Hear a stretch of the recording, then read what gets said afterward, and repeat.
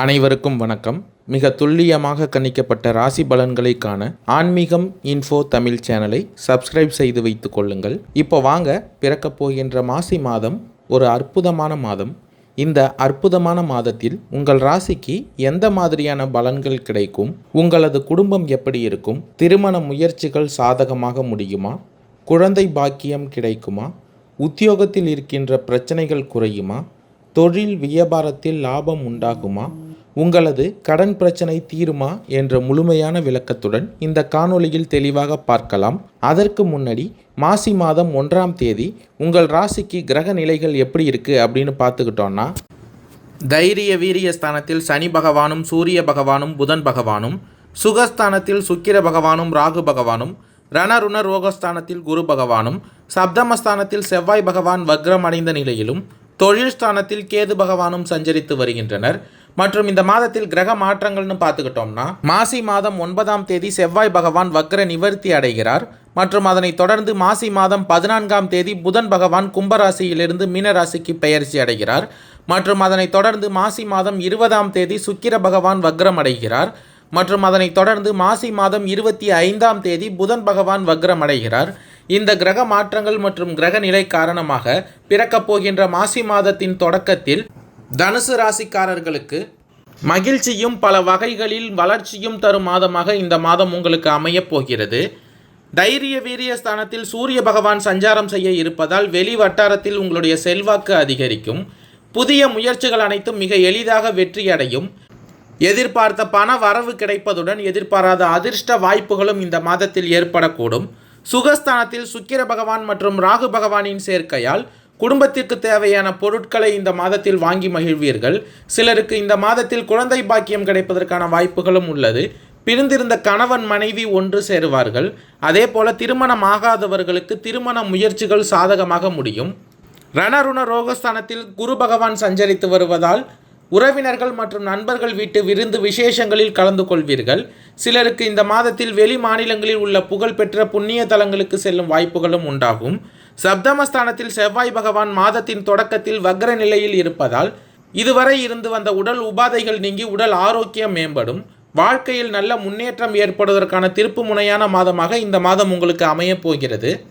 தைரிய வீரிய ஸ்தானத்தில் சனி பகவான் சூரிய பகவான் புதன் பகவானின் சேர்க்கையால் அலுவலகத்தில் உற்சாகமான சூழ்நிலை காணப்படும். வேலைகளில் உற்சாகமாக ஈடுபடுவீர்கள். உயர் அதிகாரிகள் உங்கள் ஆலோசனைகளுக்கு உரிய அங்கீகாரம் கொடுப்பார்கள். இந்த மாதத்தில் எதிர்பார்த்த பதவி உயர்வு, ஊதிய உயர்வு போன்ற சலுகைகள் கிடைக்கும். உங்களுடைய கோரிக்கைகள் அனைத்தும் இந்த மாதத்தில் ஏற்றுக்கொள்ளப்படும்.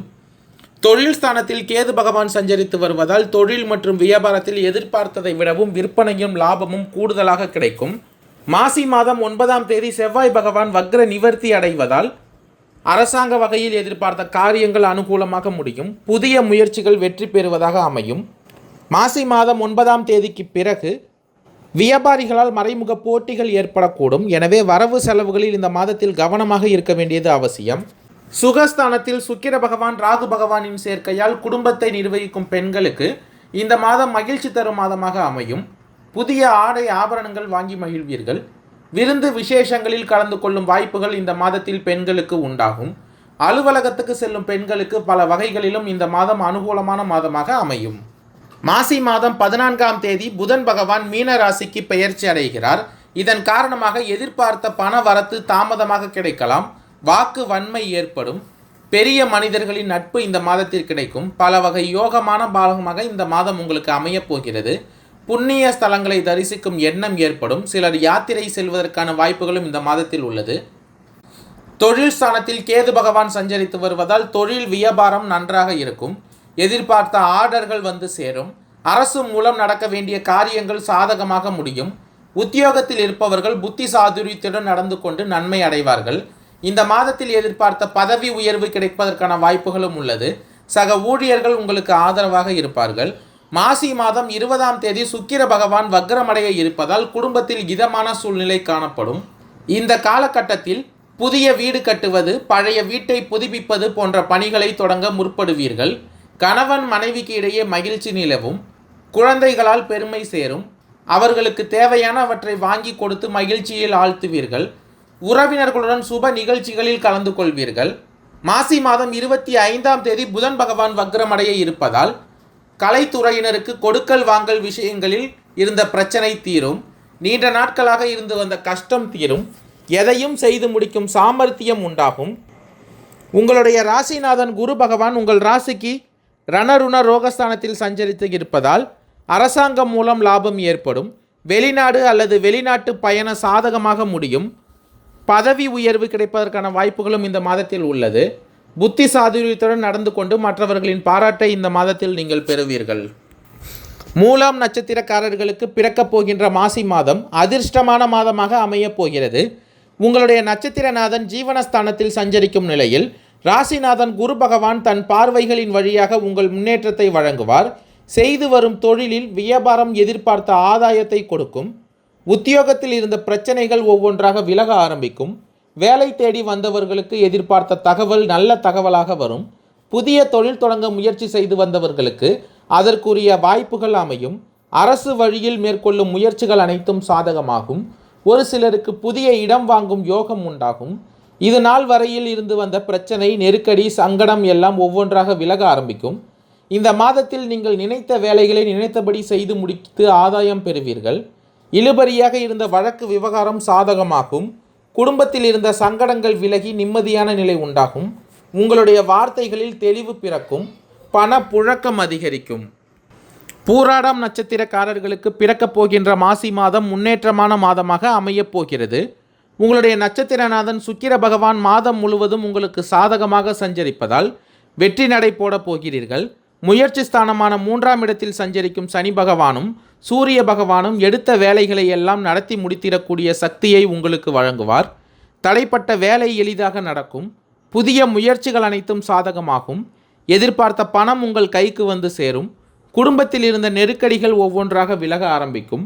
உத்தியோகத்தில் இருந்த பிரச்சனைகள் முடிவிற்கு வரும். வெளிநாட்டுக்கு முயற்சி சாதகமாகும். ஒரு சிலருக்கு புதிய சொத்து சேரும். கேட்டிருந்த இடத்திலிருந்து பணம் வரும். பணிபுரியும் இடத்தில் உங்களுடைய செல்வாக்கு பல மடங்கு உயரும். பொன்பொருள் சேர்க்கை இருக்கும். குடும்பத்தில் இருந்த பிரச்சனைகள் முடிவிற்கு வரும். கோவில்களுக்கு சென்று வேண்டுதல்களை நிறைவேற்றி வருவீர்கள். உறவினர்கள் வருகையால் குடும்பத்தில் மகிழ்ச்சி நிலைக்கும். இந்த மாதத்தில் உழைப்பாளர்களின் நிலை உயரும். காணாமல் போன பொருள் கிடைக்கும். குடும்பத்தில் சுப நிகழ்ச்சிகள் இந்த மாதத்தில் நடப்பதற்கான வாய்ப்புகள் உள்ளது.